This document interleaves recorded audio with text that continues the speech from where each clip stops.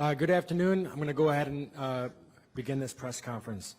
Thank you all so much for being here. My name is Abdullah Hamoud. I have the privilege of serving as mayor for the great city, the city of Dearborn. With me, I have our council president, Mike Serini, as well as our police chief, Issa Shaheen, and many members of the police department and city staff as well. Today, we wanted to talk about the significant drops in major crimes across the city of Dearborn over a public safety plan that's been implemented by this administration with support of the council and obviously with the leadership of our police chief and his commanding staff and our officers over the last several years. As you can see, we actually have had double-digit significant drops in major crimes, including home invasions, burglaries, robberies, vehicle thefts, to tunes of 20 and 30%. Overall crime year for year has dropped 7%, and if we actually take out petty retail theft, it's actually dropped in double digits, around 11%. And this is due to multiple things. First and foremost, the commitment from this administration to ensure that our police department is fully staffed and fully funded. Over the last several years, we've had the privilege to add several officers, and in fact, with us today in the audience, we have our latest recruits, many of whom will be going on to the academy and joining our police department upon a successful graduation, which will bring our total police department staff numbers to a total of 188, with the commitment to get that number into the 190s with the support of council over the next year. That is something we'll be working with, obviously also supporting the Public Safety Trust Fund legislation that's moving in Lansing that allow us to bring down some of the dollars to realize these goals and commitments toward the residents of the city of Dearborn. What I want to do is turn it over to Police Chief Shaheen. What he's going to speak to is how we merge and marry the latest and greatest of technologies along with the commitment of a fully staffed and fully staffed police department, alongside also some of the newest community programs that we've rolled out, including a neighborhood police program, and so our neighborhood police officers. So I'm going to turn it over to Police Chief Issa Shaheen, and then he'll turn it over to our Council President, Mike Serini.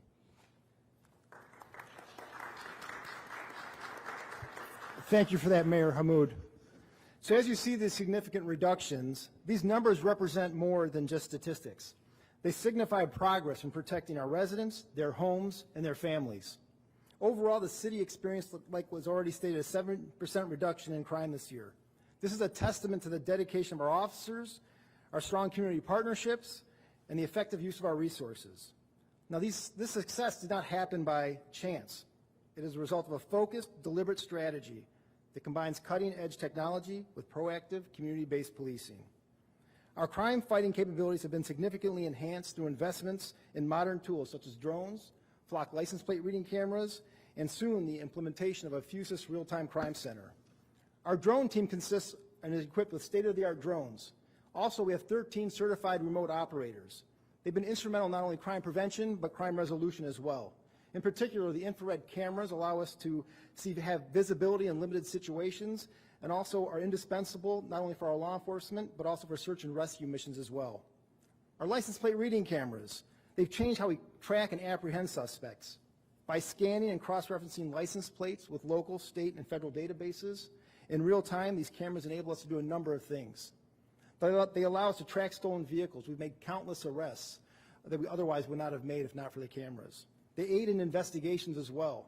These LPRs provide critical leads and have resulted in arrests from everything from reckless driving to homicide. They also act proactively. These cameras alert us when wanted vehicles enter our city, allowing immediate intervention and stopping potential crimes before they occur.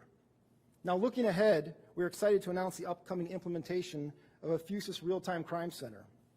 This innovative system will integrate real-time video feeds from public and private cameras into a centralized hub, allowing our officers to monitor, analyze, and respond to incidents more efficiently. This initiative highlights the collaborative public-private partnerships where businesses and residents who opt in can securely share their access to their surveillance cameras. This will result in improved response times, enhanced situational awareness, and stronger ties between our police department and our community.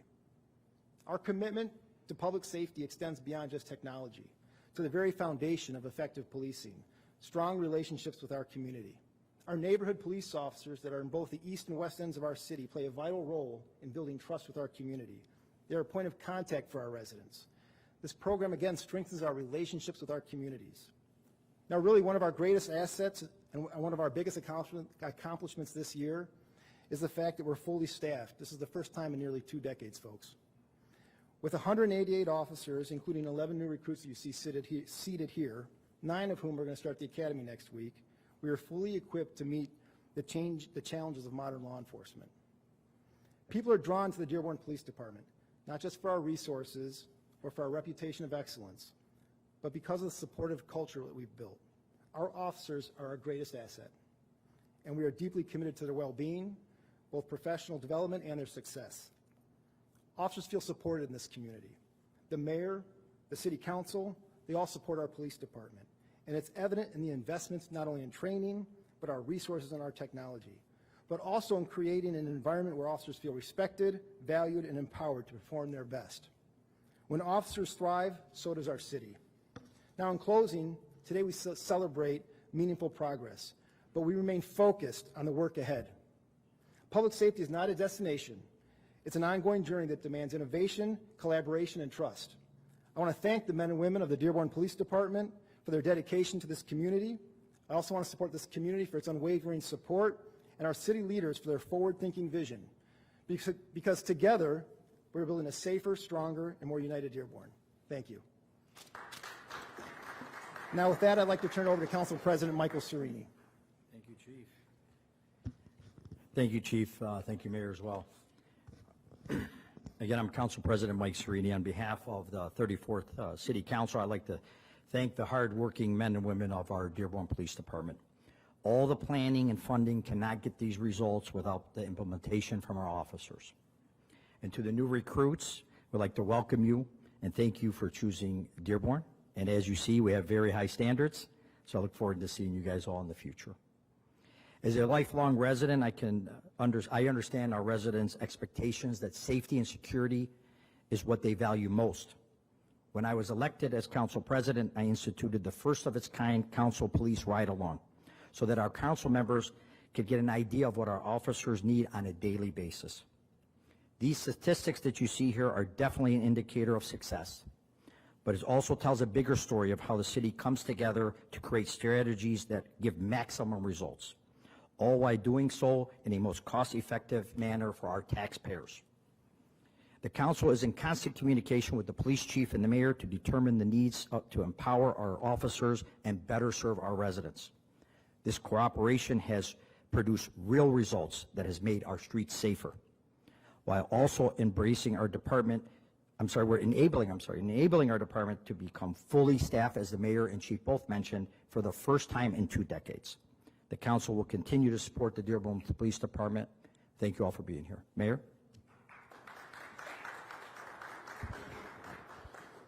You know, Dearborn was recently recognized as the 2nd safest big city in the state of Michigan last year, and I want Sterling Heights to know that we're coming for that #1 spot.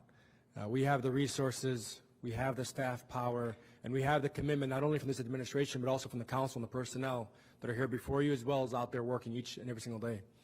You know, we also have the support of the residents. We have a faith-based advisory group that works in coordination with our police officer, with our police chief, that meet frequently throughout the year, ensuring that we have constant communication with what they're hearing before their congregations, what they're hearing in the neighborhoods, and relaying that back to us so we can better provide the best ultimate service to our residents. And that's what this is all about. Public safety is top of mind, and we're ensuring that our residents feel that each and every single day. So at this point, I'll turn it over to any questions. Katie, is that right? I'll turn it over to questions. Yep, okay, awesome. What are the odds that, like the fire department, you will have to supply ongoing support for the Mountaindale Police Department, which is seriously understaffed? That is not an issue that is before this body, this council administration at this time. So you're not no longer supplying, I know you've been sending cars to Mountaindale when they're understaffed, police cars. There is no long-term plan on absorbing the police department as there is with the fire department.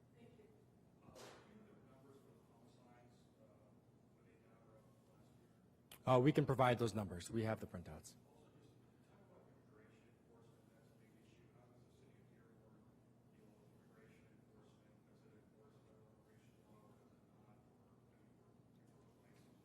Yeah, and I'll lean that over to Chief Shaheen to speak to.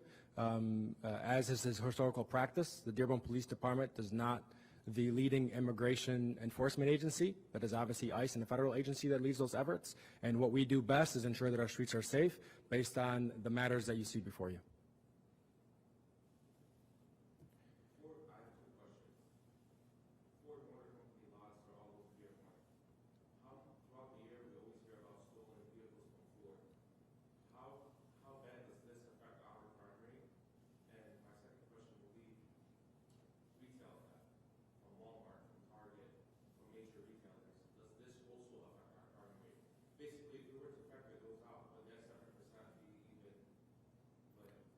Correct.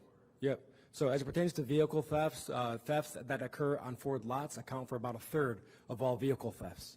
And so we get notified those sometimes real time when it happens, or sometimes it could be several months that pass, and then Ford will realize when they're doing inventory that several trucks are missing off the lots. And so if Ford lots were factored out of this, vehicle thefts would actually be even much slower than they are today. And so with 22% decrease, if Ford lots were taken out, you'd see a substantial increase in that decrease. As it pertains to retail thefts, the majority of retail thefts, about a third of all retail thefts occurred at Walmart. And then one of the places where we saw an increase in retail thefts is also Target. And so what we're seeing is these billion-dollar conglomerates trying to subsidize their public safety and loss prevention on the backs of the residents of the city of Dearborn. And what we've been doing is bringing them in and really trying to have serious conversation, and then they need to improve their security efforts within their own facilities and not expect that the Dearborn police is supposed to respond several times a day for issues of petty theft.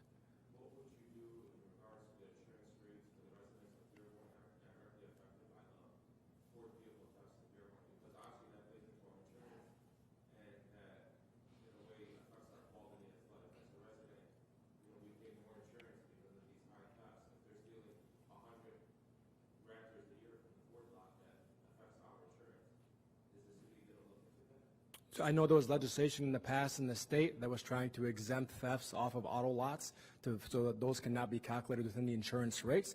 And so that's state legislation that would have to move. I can't speak to what the actual impact would be if that would occur to anybody's insurance rates.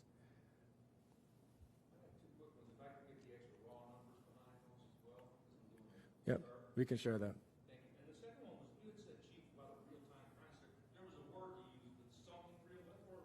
So it's FUSIS. It's the distributor for the Real-Time Crime Center.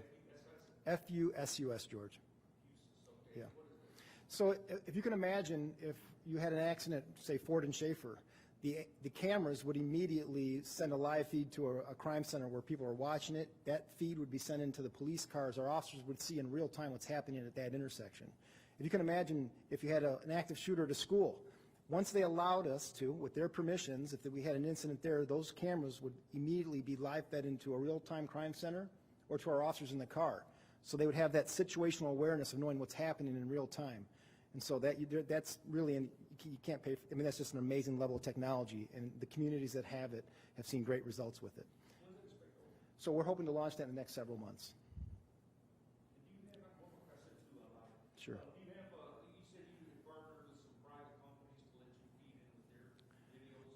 So we're looking to build a public-private partnership, and so we're going to be reaching out to a number of large institutions that I kind of want to keep under the hat at this moment, but I expect to see some of the larger institutions in the city partner with us.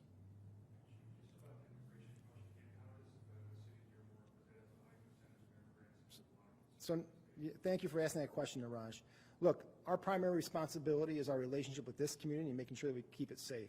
And so we need victims, witnesses in this community to know that they can contact the police and that we're not going to be checking their immigration status. It's not a policy or a practice of this police department to involve ourselves with people's immigration status. Any other questions? I appreciate everybody coming out in this weather. It sure is a cold one, so thank you. And again, have a great day.